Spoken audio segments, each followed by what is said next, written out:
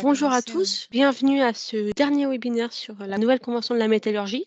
Aujourd'hui, nous allons nous intéresser à la rupture du contrat de travail et je laisse la parole aux intervenants Pierre-Jacques Castanet, Aline Goden et Thibaut Deléris. Écoutez, bonjour à tous. On est vraiment heureux de vous retrouver à nouveau dans nos webinaires qui sont devenus réguliers, mais aussi un peu tristes, puisqu'en fait, ça va être aujourd'hui le dernier, qui est consacré à un sujet qui est parfois douloureux, mais un sujet important et un sujet sur lequel il ne faut pas faire d'erreur, qui est celui, bien évidemment, vous l'avez compris, de la rupture du contrat de travail. Et les partenaires sociaux ne pouvaient pas ne pas se pencher sur la question et ne pouvaient pas à ne pas apporter un certain nombre de précisions sur ces conditions de rupture du contrat de travail. Donc, avec l'équipe habituelle, hein, on ne se présente plus maintenant. Alors, je crois que Louise n'est pas là aujourd'hui, mais avec Aline Goden et puis avec Thibaut Deléris, nous allons animer ce dernier webinaire, comme je vous l'indiquais tout à l'heure, un peu à regret, parce qu'on avait pris nous aussi l'habitude de se retrouver régulièrement. L'audition est d'ailleurs assez importante et on ne peut que s'en féliciter. Alors, rapidement, la thématique aujourd'hui classique, hein, on va parler du licenciement, on va parler de la rupture conventionnelle, on va parler de la démission, qui est un sujet aussi important, on va parler du départ et de la mise à la retraite, qui sont deux notions différentes, et puis du licenciement pour motif économique. Et donc, sans plus tarder, je vais laisser immédiatement la parole à Aline, qui va vous entretenir du sujet du licenciement, qui est le gros sujet, bien évidemment, en matière de rupture du contrat de travail. Aline, quand tu le souhaites. Eh ben, ça va être maintenant, alors je crois que j'ai pas le choix, donc j'y vais. Donc dispositions communes à tous les modes de rupture par rapport au licenciement dans la métallurgie. Il y a des règles en fait, relatives à l'ancienneté qui vont être particulières en cas de rupture du contrat de travail. Une règle de minoration, de l'ancienneté, des règles de majoration de l'ancienneté. Pour rappel, l'ancienneté en fait dans la métallurgie, on reprend en fait, hein, les dispositions on reprend les contrats antérieurs conclus avec la même entreprise, CDD et période d'intérim. Il faut savoir que pour, la rupture du contrat de travail, on ne va prendre déjà en compte l'ancienneté que l'ancienneté acquise au titre du dernier contrat conclu au sein de l'entreprise.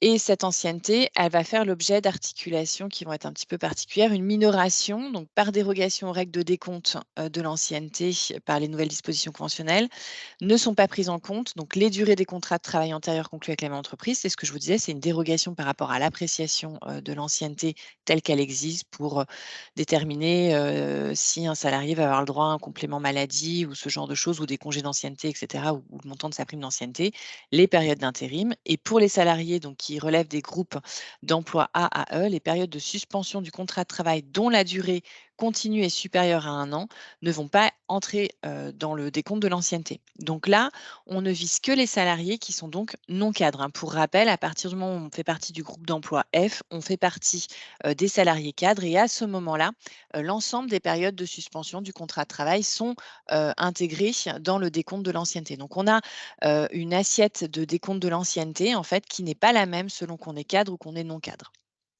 Une majoration de l'ancienneté qui existe aussi, qui à nouveau va concerner les non-cadres, hein, c'est vraiment des spécificités qui sont liées à cette population. Majoration de 50% de l'ancienneté acquise par ces salariés-là au titre des périodes durant lesquelles le temps de travail est décompté en jours. Applicable donc à l'indemnité de licenciement, à l'indemnité de départ à la retraite. Par ricochet, indemnité de rupture conventionnelle, puisqu'on nous dit qu'elle est égale à l'indemnité de licenciement. Donc, minoration liée aux périodes de suspension du contrat de travail supérieure à 1 an, c'est déjà ce qu'on connaît aujourd'hui, hein, dans la métallurgie. Et majoration de 50%, cette majoration, elle existe déjà aujourd'hui. Et c'est vrai qu'on a parfois tendance à l'oublier lorsqu'on calcule une indemnité de rupture.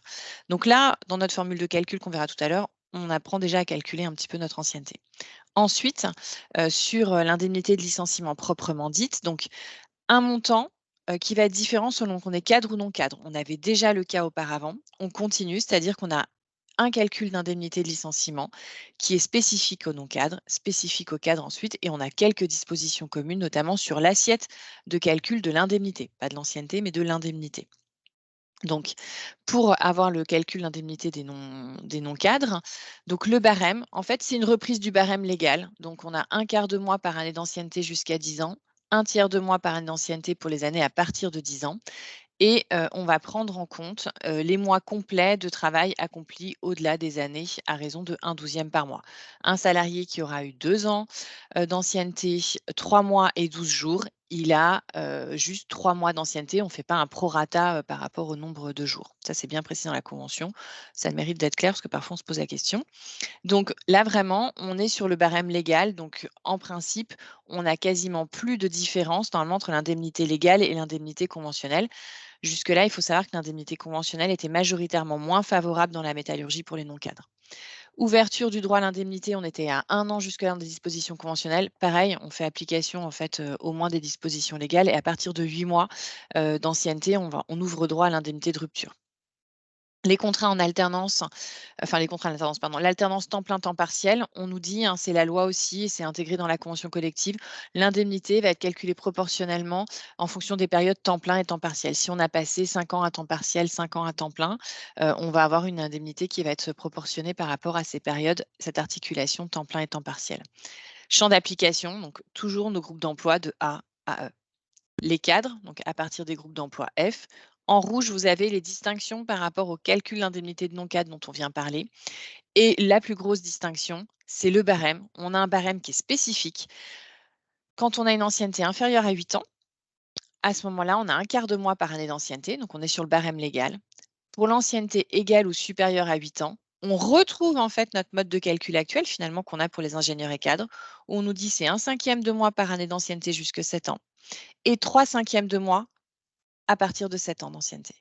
Donc en fait, finalement, on a une survie de nos dispositions conventionnelles applicables aux cadres qui étaient jusque-là plus favorables. La plupart du temps, dès qu'on a une grosse ancienneté chez les cadres, on a quand même des dispositions qui sont assez favorables, avec un plafond maximal qui continue de s'appliquer, qui est de 18 mois, et qui est proportionné aussi ce plafond quand on a des alternances temps plein, temps partiel.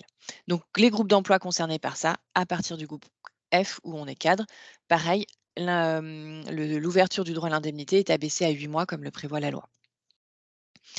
Sur cette indemnité des ingénieurs et cadres, il faut savoir qu'il y a aussi des spécificités. Alors là, on n'a pas de minoration, de majoration de l'ancienneté. Par contre, on a une minoration, majoration de l'indemnité elle-même. À partir de 61 ans, on va minorer le montant de l'indemnité d'un certain pourcentage entre 61 et 64 ans si on a un licenciement. Donc, si on a un licenciement d'un salarié qui a 62 ans, on va appliquer 10% de minoration au montant, au calcul global de l'indemnité qu'on aura eu. Alors, jusque-là, ça s'appliquait tel que. Maintenant, on a des conditions quand même à cette minoration qui sont prévues par la convention collective. Le salarié doit bénéficier d'une retraite à taux plein. Donc là, on est sur le salarié qui ne veut pas partir à la retraite, qu'on ne peut pas mettre à la retraite, parce que la mise à la retraite, le droit plein de la mise à la retraite, c'est 70 ans, donc ce n'est pas toujours évident. Donc là, on est sur un licenciement d'un salarié qui peut bénéficier d'une retraite à taux plein, qui a par exemple 63 ans, indemnité de licenciement minorée de 20%. Ou sinon, il faut que l'une des retraites complémentaires à laquelle l'employeur cotise ne soit pas liquidée avec un abattement et le salarié perçoive à minima l'indemnité légale. C'est-à-dire qu'on ne peut pas avoir une minoration de l'indemnité qui conduise à ne pas verser au moins le minimum légal. Donc, sous réserve de ces dispositions, on applique cette minoration. Majoration, à contrario, donc là, on est sur les salariés qui ont un âge, on va dire, qualifié de senior dans l'entreprise, mais qui ne peuvent pas du tout prétendre à une retraite et qui pourront au fil des années de moins en moins prétendre à une retraite puisque l'âge recule en fait. On nous recule la ligne d'arrivée toutes les quelques années. Donc majoration de l'indemnité, donc entre 50 et 55 ans, plus 20% et au minimum 3 mois de salaire.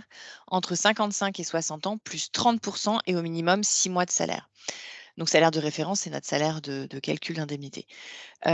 Sur les publics seniors, en fait, qui ont pas mal d'ancienneté dans l'entreprise, on arrive à des montants qui peuvent être vraiment conséquents. Alors, on a toujours ce plafonnement à 18 mois qui va s'appliquer, mais faites très attention à ces coefficients de majoration de l'indemnité parce que vraiment, ils représentent des sommes qui peuvent être importantes et sur les cadres, on peut vraiment avoir des montants d'indemnité de rupture qui peuvent porter sur des montants élevés.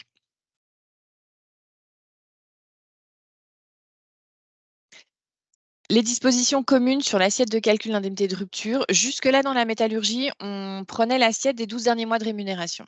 On ne prévoyait pas la comparaison entre les 3 et les 12 derniers mois. C'est quelque chose qui est intégré dans la nouvelle mouture de la convention collective où on nous dit qu'en fait, on va comparer entre la rémunération brute perçue au titre des 12 et des 3 derniers mois et on retient la formule la plus avantageuse pour le salarié.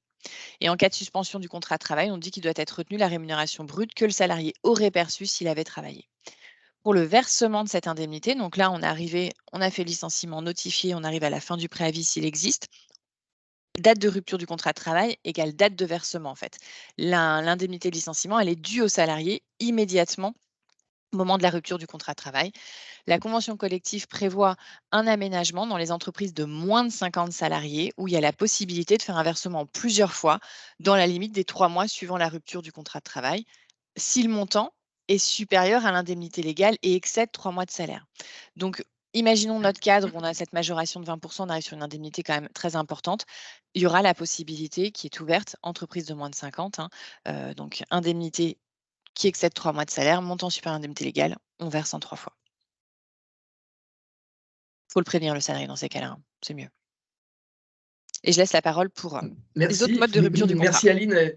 Quelques mots sur la démission. Démission qui est un sujet qui reste d'actualité, avec un rappel de principe, parce que c'est toujours important de le rappeler. D'abord, quand un salarié démissionne, il doit un préavis, c'est-à-dire qu'on ne peut pas partir du jour au lendemain. Et dans le slide suivant, on a des délais de préavis qui diffèrent en fonction du groupe d'emploi auquel on appartient. Tout ça, c'est quelque chose que tout le monde connaît bien. On sait aussi, et c'est tout le problème, de la démission, que bien évidemment, aucune indemnité de rupture n'est due aux salariés. Attention, il faut toujours, en matière de démission, s'assurer qu'on est face à une vraie démission, c'est-à-dire qu'il faut qu'il y ait une démission express. Il faut que véritablement on ne déduise pas le fait qu'il puisse y avoir une démission. Je mettrai de côté la nouvelle formule de la présomption de démission. Je vais vous toucher deux mots. Mais donc attention, d'une façon générale, quand un salarié démissionne, il faut absolument réclamer de sa part un document, non pas écrit sur un coin de table, mais envoyé si possible de chez lui, en recommandé, etc., pour montrer qu'il n'a pas fait ça sous la pression, dans lequel il dit « je démissionne ». Et voilà le préavis que je vais donc devoir exécuter. 2 secondes, vous rappelez, en ce qui concerne la présomption de démission, c'est le salarié qui est absent, on n'a pas de nouvelles, qu'est-ce qu'on en fait? Donc là, vous savez qu'il y a une nouvelle procédure qui a été mise en œuvre, qui pourrait parfaitement s'appliquer, bien évidemment, à la métallurgie, qui consiste à envoyer un courrier recommandé à cette personne, de lui laisser 15 jours pour réagir, et si au bout de 15 jours, il n'y a pas de nouvelles, il n'y a pas de retour, eh bien, il est considéré comme démissionnaire. Attention toutefois, cette lettre que l'employeur doit envoyer est assez formelle, et il doit y avoir un certain nombre de mentions qui doivent être rappelées. Donc voilà, la démission, on n'en voit plus beaucoup, on va peut-être en voir un peu plus avec les gens qui arrêtent de travailler comme ça du jour au lendemain, mais il était malgré tout important d'en parler. Le tableau suivant, donc on a effectivement, comme je vous l'indiquais, en fonction du niveau de la qualification et de l'ancienneté, enfin du groupe d'emploi auquel on appartient et de l'ancienneté, on a des niveaux des durées de démission ou de préavis plus exactement qui diffèrent. Tout ça est tout à fait normal et classique.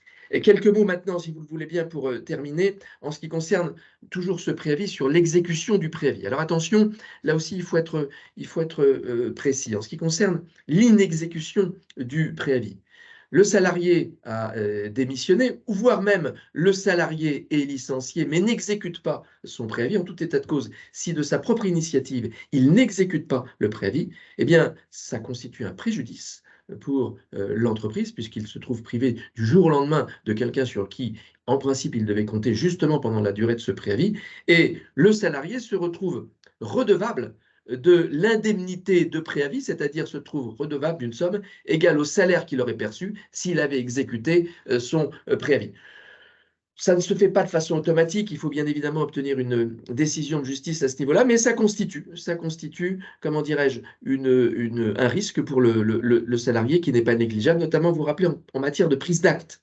En matière de prise d'acte, le salarié arrête de travailler du jour au lendemain, sauf que si cette prise d'acte est considérée comme valant démission, eh ben, le salarié sera condamné à payer la durée du préavis. Donc là-dessus, pas de difficulté, si le salarié n'exécute pas, eh bien, il est redevable d'une indemnité. Maintenant, cas plus fréquent, c'est le cas où c'est l'employeur qui dispense le salarié d'exécuter son préavis. Et d'une façon générale, j'aurais presque envie de dire dans la vraie vie, même si c'est le payer à ne rien faire, si vous me permettez cette familiarité, souvent on préfère, parce que ça évite que le salarié continue à avoir accès à des données qui peuvent être confidentielles, etc., etc. Et on préfère qu'il ne soit pas dans les parages de l'entreprise. Et donc, dans ces cas-là, quand on prend l'initiative de le dispenser, ben, bien évidemment, on lui doit l'indemnité compensatrice de préavis. Et cette indemnité compensatrice de préavis, eh bien, elle doit être d'un montant exactement identique à ce qui lui aurait été versé s'il avait travaillé. Je pense notamment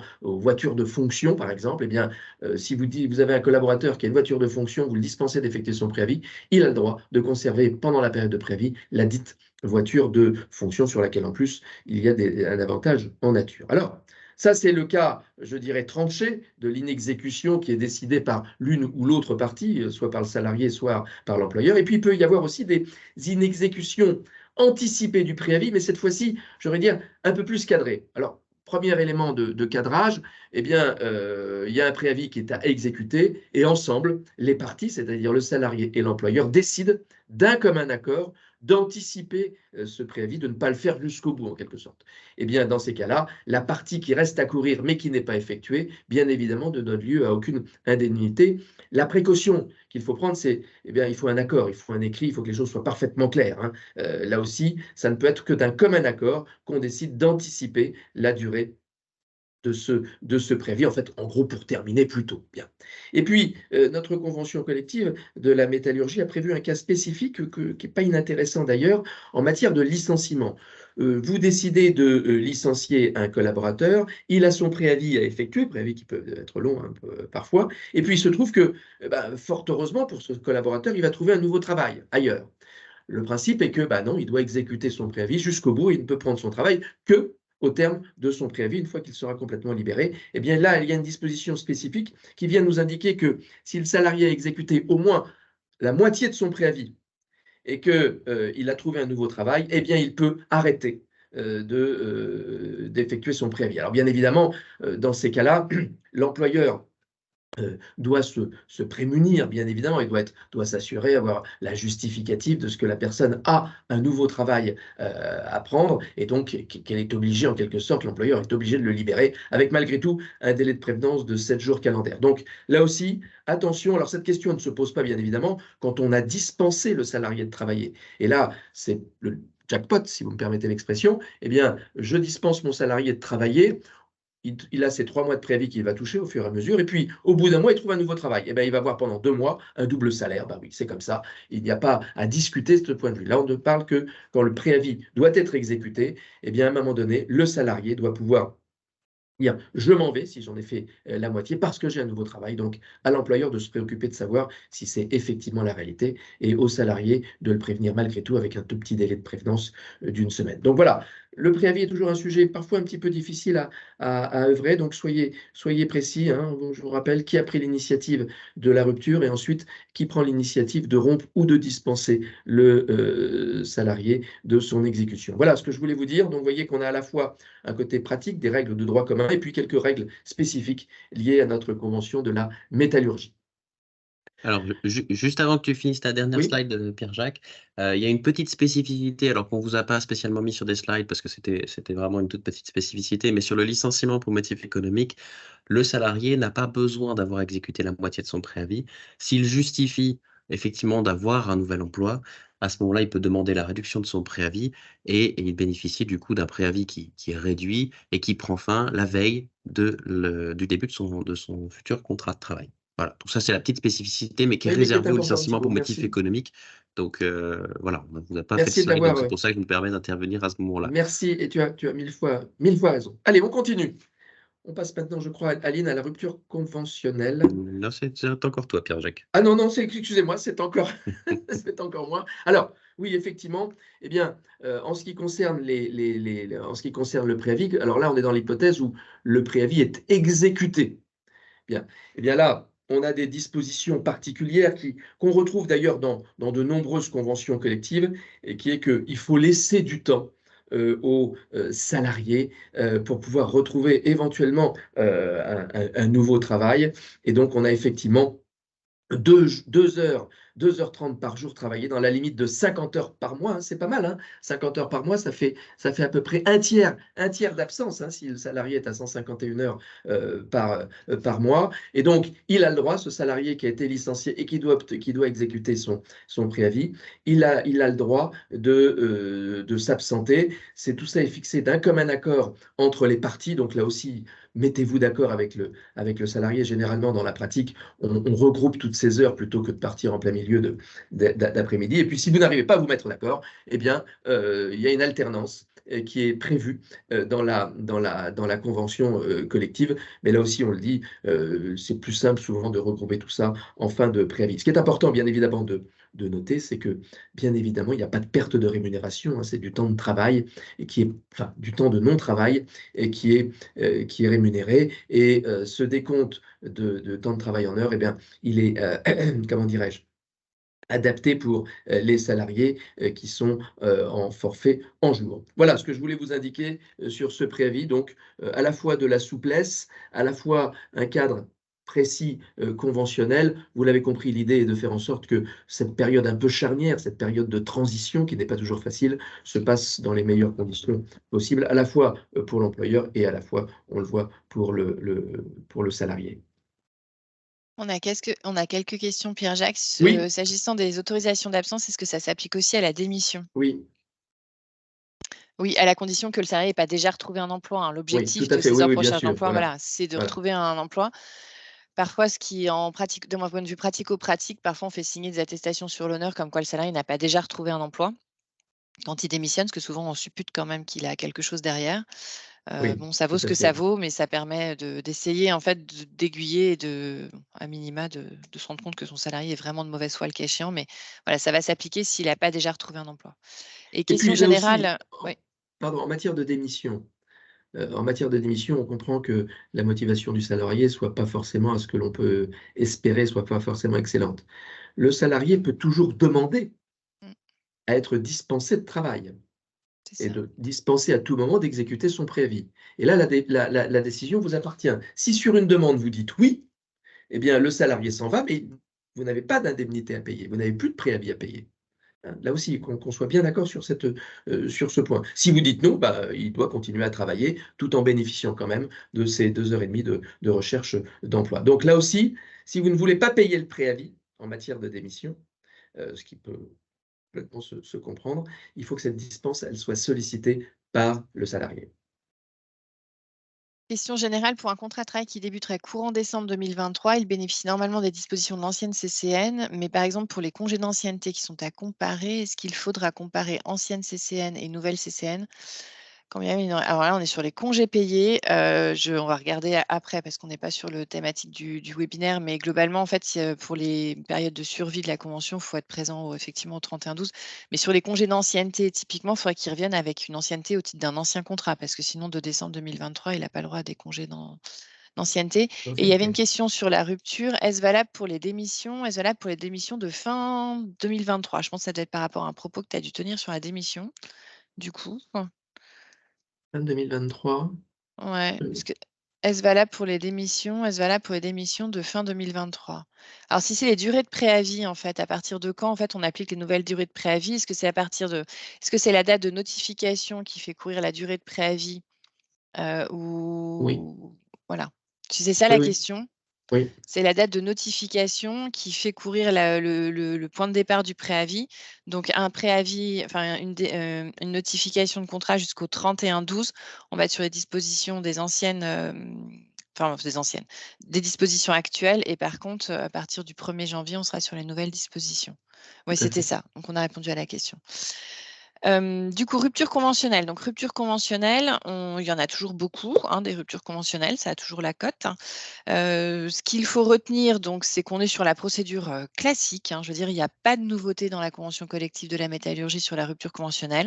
On a juste une précision qui est apportée et qui nous dit que l'indemnité est au moins égale à l'indemnité conventionnelle de licenciement.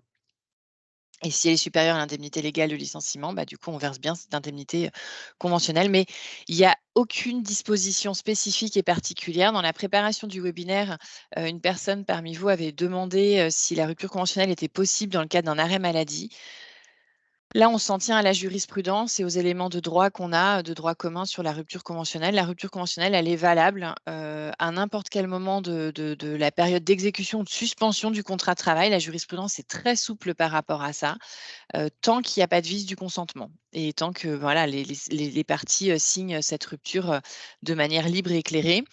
Si la personne est en arrêt maladie parce qu'elle est harcelée moralement ou sexuellement par son employeur, c'est peut-être pas le moment le plus opportun pour signer une rupture conventionnelle. Voilà, encore qu'on a de la jurisprudence qui peut aller dans ce sens-là, mais donc s'il y a un arrêt maladie, il n'y a pas d'interdiction majeure de signer. La disposition conventionnelle ne prévoit absolument rien là-dessus. Par contre, faut être prudent dans le contexte de signature d'une rupture conventionnelle pour être sûr qu'il ne puisse pas y avoir de remise en cause sur le consentement des parties, sachant que remettre en cause le consentement des parties, c'est quand même rare, très rare. Voilà. Pour la suite, Thibaut, je te laisse. Thibaut, Oui. à toi. Alors, si ça veut bien s'afficher, voilà, c'est bon. Alors, je vais vous parler rapidement du licenciement pour motif économique et essentiellement, du coup, des dispositions conventionnelles spécifiques à ce licenciement économique. On ne reviendra pas sur l'ensemble des procédures de licenciement économique, où là, on fera application des règles légales classiques. Donc, la convention collective a prévu des dispositifs, finalement, pour donner une priorité à des solutions alternatives et à des possibilités d'éviter le licenciement, ou alors lorsqu'on ne peut pas éviter nécessairement le licenciement à des dispositifs de maintien de rémunération, enfin bref, un certain nombre de choses. Tout d'abord, la convention collective, elle invite les entreprises à privilégier, lorsque c'est possible évidemment, la modification du contrat de travail pour motif économique avant d'envisager toute solution définitive et toute solution de licenciement. Et quand elle dit ça, elle ne s'arrête pas là. Elle parle d'une modification qui n'entraîne ni changement de classification, ni rémunération qui serait diminuée. Donc on a vraiment un objectif, alors qui est certes louable de la part de la convention collective, mais qui sera peut-être parfois un petit peu difficilement réalisable, puisque honnêtement, lorsqu'on a des difficultés économiques, envisager des reclassements enfin envisager plutôt des modifications de contrats de travail sans diminuer la rémunération, ça paraît un tout petit peu illusoire. En tout cas, c'est ce que j'ai tendance un petit peu à penser. En termes de reclassement, donc la convention collective évidemment rappelle qu'il y a des obligations de reclassement interne, notamment sur tout ce qui est sur le territoire français. Elle précise, la convention collective, que les chambres syndicales territoriales ont la possibilité de mettre en relation des entreprises qui sont, elles, dans des cas de difficultés économiques et les entreprises qui, au contraire, ont, elles, exprimé des besoins de recrutement. Donc il y a une véritable possibilité, finalement, en tout cas une véritable envie que les partenaires, enfin que les entreprises recherchent des solutions de reclassement en externe et non pas seulement en interne. Voilà, donc il n'y a pas d'obligation particulière à ce sujet-là pour l'entreprise. Néanmoins, s'agissant d'une possibilité qui est quand même intéressante, puisqu'on trouve des solutions pour les salariés, il ne faudra pas hésiter à se servir de ces dispositifs. L'UIMM met en parallèle aussi en place une bourse de l'emploi numérique, avec la possibilité pour les entreprises qui envisagent de recourir à des licenciements pour motif économique, de rentrer sur cette base de données. Alors, je ne pense pas qu'elle soit déjà en place, mais elle sera en place sans doute assez rapidement. Donc, de rentrer les profils des postes licenciés pour pouvoir repérer des emplois disponibles qui correspondraient du coup aux qualifications des salariés qui seraient visés par une procédure de licenciement, et ça de manière anonyme. Voilà. Donc ça permet simplement d'avoir une visibilité sans forcément avoir un engagement quelconque de la part de l'entreprise qui licencie. Alors ensuite, on a une obligation de maintien de la rémunération. Là, on se situe dans le cas où on a modifié le contrat de travail pour motif économique, donc on a eu l'acceptation du salarié sur le sujet, où on a reclassé le salarié avec un reclassement qui suppose une diminution de rémunération.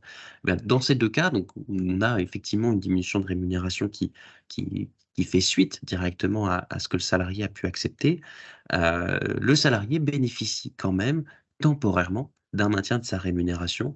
Alors, vous voyez qu'il varie entre 3 et 6 mois selon son ancienneté, donc 3 mois pour les salariés qui ont 1 an d'ancienneté, 4 mois pour les salariés qui ont 3 ans d'ancienneté, et jusqu'à 6 mois pour les salariés qui ont 5 ans d'ancienneté. Ce qui veut dire que ça va un petit peu repousser dans le temps l'effet de ce qu'on va avoir obtenu du salarié, hein, d'accepter une modification ou d'accepter une solution de reclassement. Ça va un peu repousser les faits. Donc, comme toujours, hein, dans le cadre de licenciement, enfin de difficultés économiques quelconques, hein, on privilégiera évidemment l'anticipation. Et là, c'est une disposition qui invite et qui incite vraiment les entreprises à anticiper, parce que quand vous avez des salariés qui ont une certaine ancienneté et que, bah, bon, certes, ils acceptent une baisse de rémunération, ou certes, ils acceptent une solution de reclassement avec une baisse de rémunération, eh ben oui, mais l'effet, il ne se voit que 6 mois après. Donc, c'est quand même assez long et ça vous oblige quand même à avoir en attendant des charges qui ne baissent pas. Voilà. Et puis, les salariés vont avoir la possibilité, hein, évidemment, d'avoir accès à des formations. Alors, quand on dit ça, hein, on se situe encore une fois pour le salarié qui a accepté une modification de son contrat pour motif économique ou qui a accepté un reclassement en interne. Bah, c'est important de le préciser, c'est un reclassement en interne. Euh, L'employeur doit assurer, et ça c'est une obligation légale, hein, il doit assurer l'adaptation des salariés concernés à leur poste de travail. Donc ça vaut à l'accès finalement à ces nouvelles fonctions, mais ça vaut également après pour toute la vie du contrat. On doit toujours assurer l'adaptation du salarié à l'évolution de son environnement de travail par le biais de formation. Donc ça, c'est des choses, c'est des dispositifs qui sont importants. Donc voilà, sur le licenciement économique, on a brossé un petit peu le portrait des principales obligations conventionnelles. Et vous le voyez, hein, on privilégie vraiment les solutions alternatives avant d'envisager un licenciement. Autre modalité de départ pour le salarié, et là on se situe vraiment à l'issue de la relation de travail, hein, donc un départ volontaire à la retraite.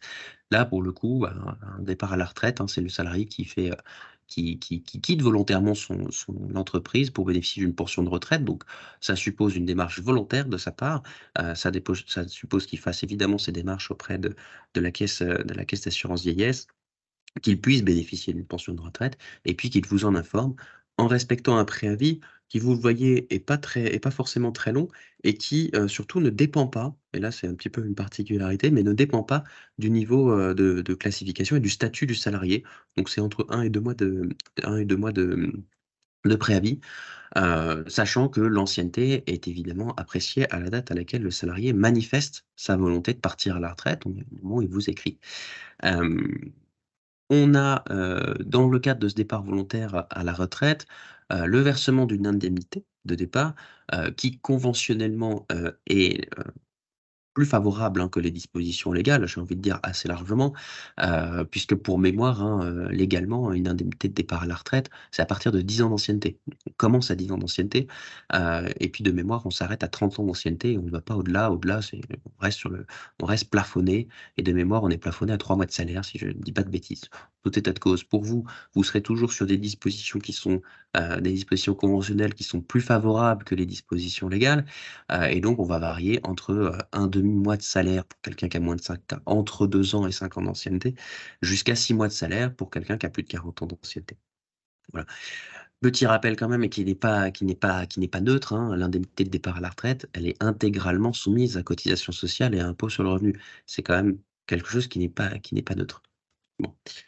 Donc ça fait un coût qui est quand même, qui peut être à provisionner quand vous avez des salariés qui commencent à avoir des anciennetés importantes et des âges avancés. Il ne faut pas hésiter à provisionner les montants correspondants. Vous avez la grille. A priori, c'est relativement facile de provisionner les sommes, en tout cas comptablement. Autre dispositif, autre possibilité, la mise à la retraite, alors qu'on l'utilise assez rarement parce que finalement, on est sur quelque chose où on est sur un dispositif qui ne concerne que des salariés qui sont quand même relativement âgés. On a souvent avant ça des départs à la retraite, mais je pense que de plus en plus, on verra des salariés qui atteignent des âges avancés, ne serait-ce que parce que il y a comment dire, l'âge de départ légal à la retraite est repoussé, des durées de cotisation qui augmentent. Enfin bref, on a de plus en plus de chances de voir dans les prochaines années se développer l'emploi des seniors et parfois jusqu'à des âges peut-être un petit peu avancés. Donc là, on est sur un dispositif qui est globalement un dispositif légal, hein. La mise à la retraite, elle est possible à partir de 67 ans, sous réserve à cet âge-là d'avoir l'accord du salarié concerné. Et ce n'est qu'à partir de 70 ans qu'on peut prononcer d'office la mise à la retraite du salarié. Donc voilà, c'est quand même assez tardif. Et puis on sera tenu de respecter un préavis qui, pareil, variera entre 1 et 2 mois de préavis pour cette mise à la retraite. Et pareil, l'ancienneté, on l'apprécie à la date à laquelle l'employeur manifeste pour le coup sa volonté de mettre le salarié à la retraite. La mise à la retraite, elle ouvre le droit à une indemnité un petit peu différente, hein, puisque pour le coup, la mise à la retraite ouvre le droit à l'indemnité légale de licenciement. Et là, c'est important, on ne versera pas l'indemnité conventionnelle de licenciement. La convention collective nous renvoie expressément au calcul de l'indemnité légale de licenciement. Alors, ce qui ne fera pas spécialement de différence, hein, sur des salariés non cadres, mais qui fera quand même une différence nette sur des salariés cadres, avec un régime social et fiscal qui est avantageux par rapport au départ à la retraite, puisque vous allez avoir une partie qui va être exonérée et comment dire, avec une contribution patronale qui reste quand même importante, puisqu'on est sur une contribution patronale de 30%. Mais s'il y a bien un effet positif de la dernière réforme des retraites, c'est qu'avant cette réforme, la contribution patronale était de 50%. Donc ça coûtait quand même relativement cher à l'entreprise de mettre à la retraite un salarié, donc il fallait quand même vraiment le vouloir. Voilà, j'en ai fini avec cette partie sur la mise à la retraite et je laisse la parole à Aline pour vous parler de la clause de non-concurrence. Sauf s'il y a des questions peut-être avant, je ne sais pas. Ah, Aline, on ne t'entend pas. Oui, Aline, J'ai tu as coupé coupé mon ton micro, ça Oui. marche moins bien sans micro. Non, je dis les questions, on y reviendra peut-être à la fin, mais il y a beaucoup de questions qui tournent par rapport, entre la date d'entrée en vigueur de la convention au 1er janvier 2024 et entre le moment de la notification de la rupture et si on a une notification en décembre Mmh. et une rupture de contrat qui intervient, est-ce qu'on verse l'indemnité, millésime 2023 ou millésime 2024? Mais on va y revenir. Juste un point, la clause de non-concurrence, on avait évoqué ça dans le webinaire contrat de travail en évoquant en fait les différentes, dispositions, choses à prévoir dans l'indemnité dans la clause de non-concurrence pour qu'elle soit, conforme.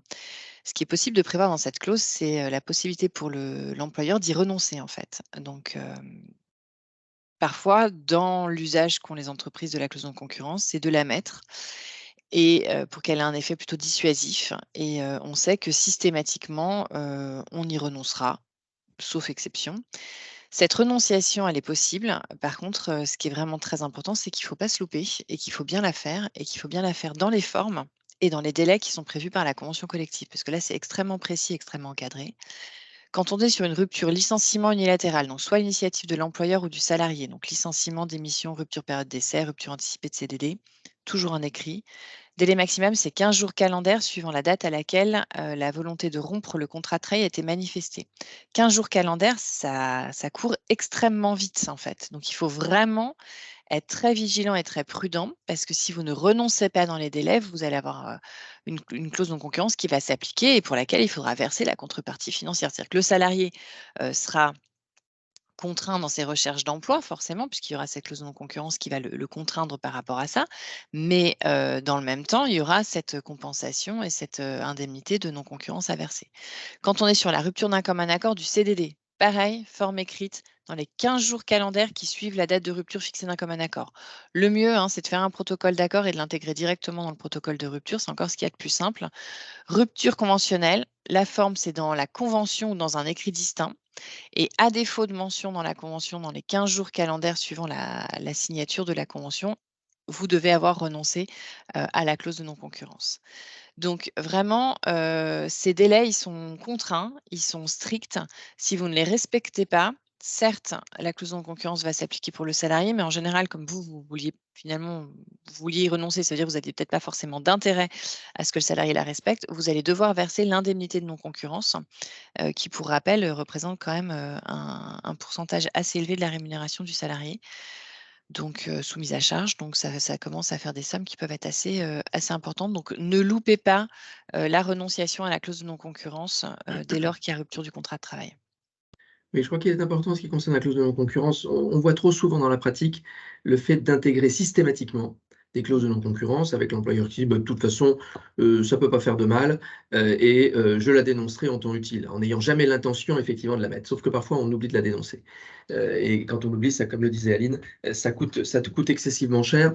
Et je crois que c'est une vision détournée de la clause de non-concurrence qui doit vraiment être réservée dans son application et dans sa mise en œuvre, dans un contrat de travail, vraiment aux salariés dont on ne veut pas, pour différentes raisons. On pense notamment aux commerciaux ou aux inventeurs qui sont dans la R&D, dont on ne veut pas qu'ils aillent à la concurrence pendant un certain temps et dans un délai, enfin dans un périmètre bien précis. Donc attention à ces clauses de non-concurrence.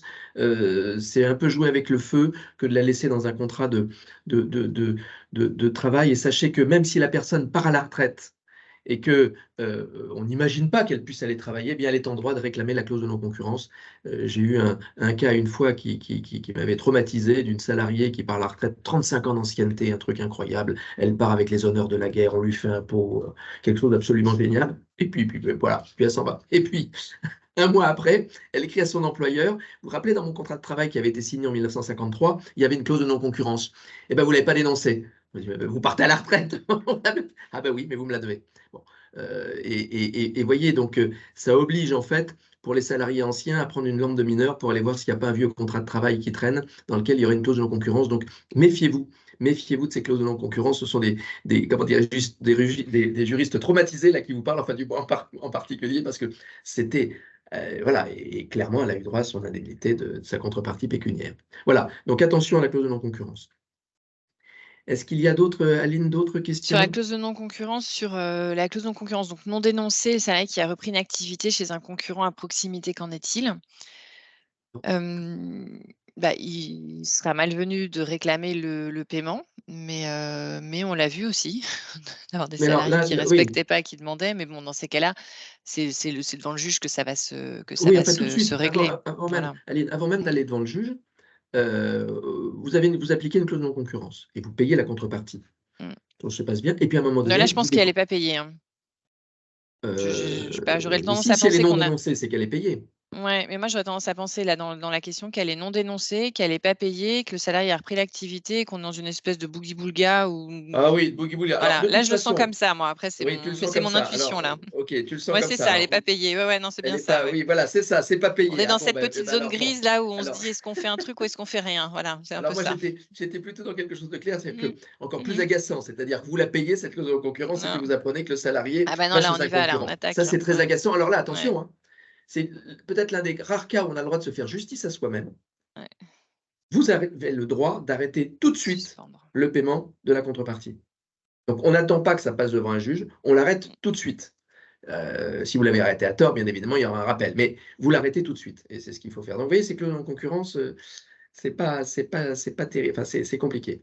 Bon, mais alors, si vous ne l'avez pas payé, alors vous avez une raison, encore moins de raisons de la payer, mais je serais d'avis dans ces cas-là de ne pas laisser ça sans, comme disait, de sortir du goubi-goulba dont parlait Aline, et de faire un courrier un peu sévère, sans peut-être rappeler que vous ne la payez pas, mais en indiquant que de toute façon, vous ne la paierez plus, ou qu'elle ne doit pas être payée puisque la personne a repris un poste ailleurs. Donc, sortez de cette glu et remettez-vous au carré.